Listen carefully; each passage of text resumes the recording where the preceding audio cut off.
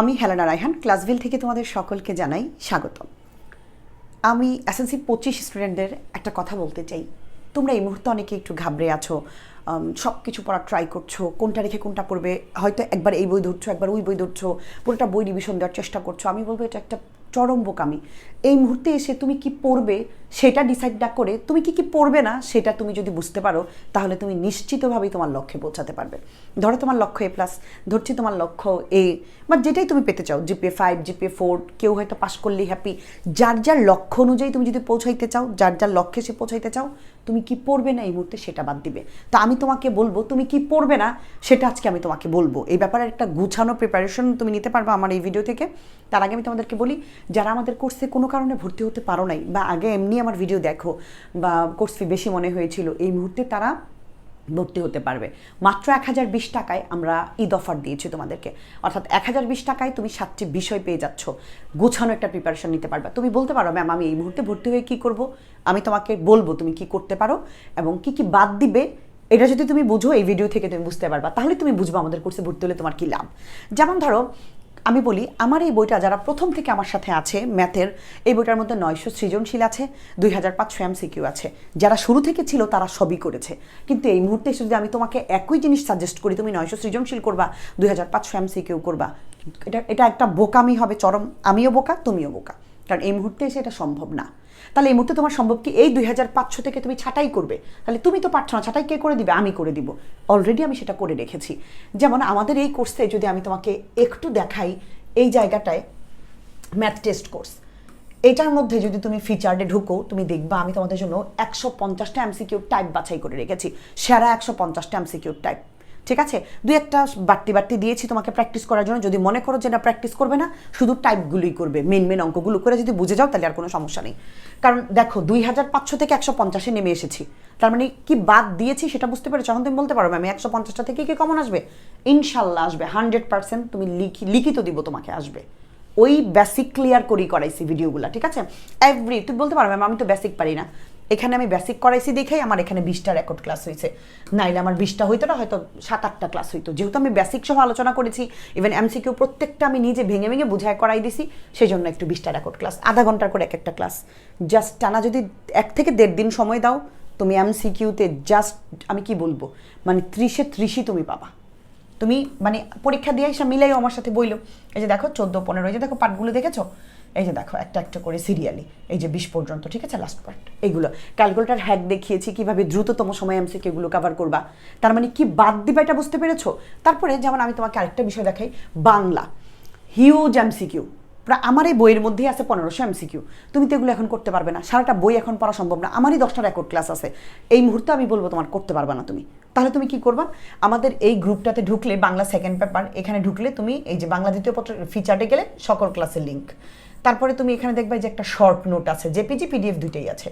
যদি তুমি এই শর্ট নোটটাতে ঢুকো, সিরিয়ালি তুমি দেখবা, চলো এই যে এখানে খুব সুন্দর করে গুছানো, এখানে এই যে শর্ট নোটগুলো আছে, খেয়াল করেছো? এই যে এখানে আমাদের বইয়ে এটা 6 পৃষ্ঠা, বই আর ই তো এক না, ডিভাইস তো ডিভাইসে এটা আর কি 12-13টা আছে, দ্বিগুণ হয়েছে। আর বইয়ে তো বইয়ের মতো করে ওইভাবে প্রিন্ট করেছি, তার মানে 6-এর দ্বিগুণ, এখানে 12, কিন্তু বইয়ের মধ্যে 6 পৃষ্ঠা।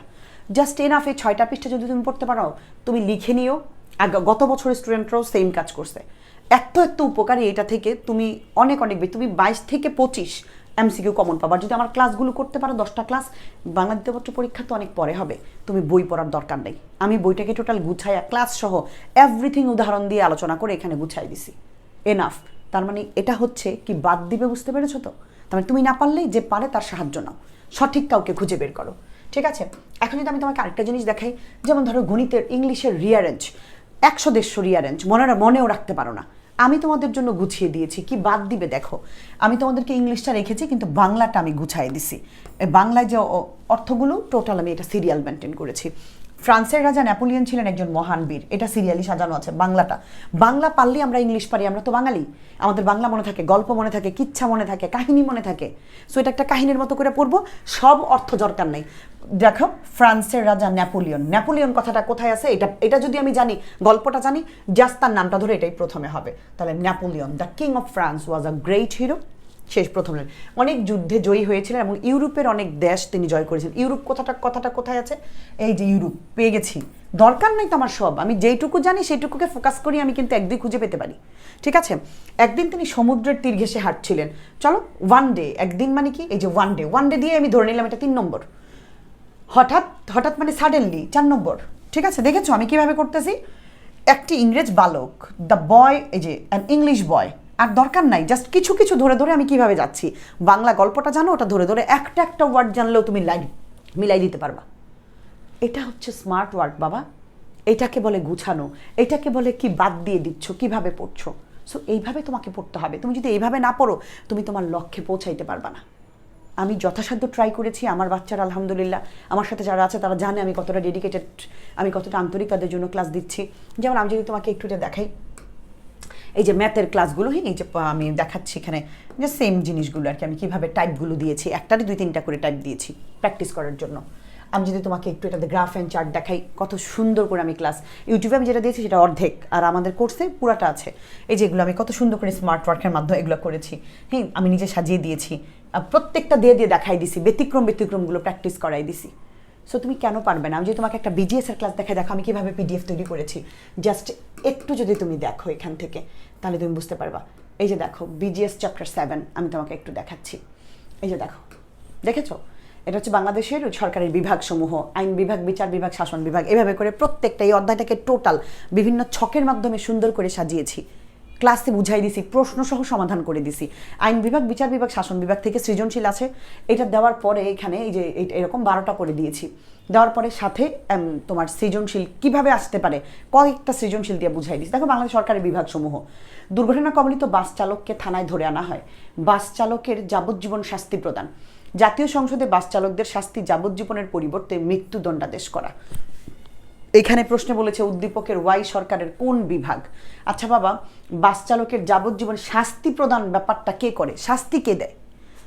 জেড বিভাগটি এক্স বিভাগকে নিয়ন্ত্রণ করে, এই বিভাগটা এই বিভাগকে নিয়ন্ত্রণ করে, তার মানে আইন বিভাগ শাসন বিভাগকে নিয়ন্ত্রণ করে।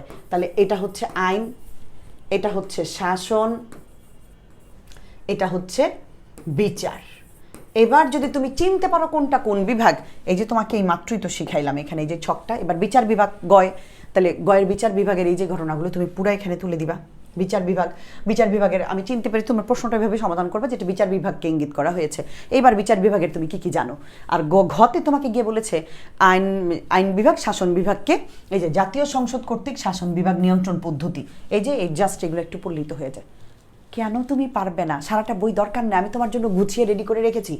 সো তুমি শুধু ক্লাস করবা। তুমি বলতে পারো আমার একটা সময় আছে, সব দরকার নেই, যেটা দরকার ওই অধ্যায়টা ওই টপিকটা একটু করো না, দেখবা 20 করে বাড়লেও তোমার এই প্লাসটা চলে আসতেছে।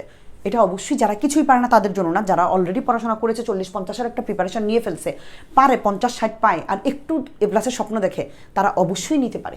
ইনশাল্লাহ ভালো কিছুই হবে। তোমাদের সবার জন্য অনেক অনেক শুভকামনা। ভালো থাকো সবাই।